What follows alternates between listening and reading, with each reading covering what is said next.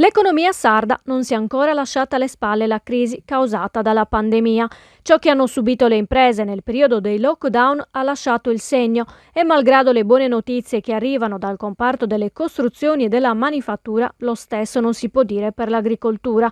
La situazione è addirittura fortemente negativa per le attività turistiche, culturali e ricreative. Le imprese, soprattutto quelle dell'artigianato e tutte le piccole e medie imprese, in un modo o nell'altro hanno cercato di venirne fuori improvvisandosi di colpo, internazionalizzandosi, digitalizzandosi, cercando di modificare quella parte di artigianato che era rimasta un pochino indietro.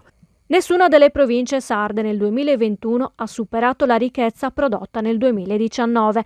Lo dicono i dati provinciali dell'Istituto Tagliacarne Union Camere, rielaborati dall'Ufficio Studi di Confartigianato Imprese Sardegna, che hanno analizzato il valore aggiunto prodotto da ogni singolo territorio sardo e italiano tra il 2019 e il 2021.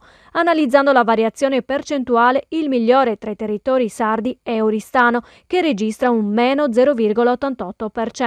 Risultando 40° in Italia, seguito da Cagliari e Nuoro. Il Sud Sardegna invece registra un meno 1,07% e si attesta alla 50° posizione tra le province italiane.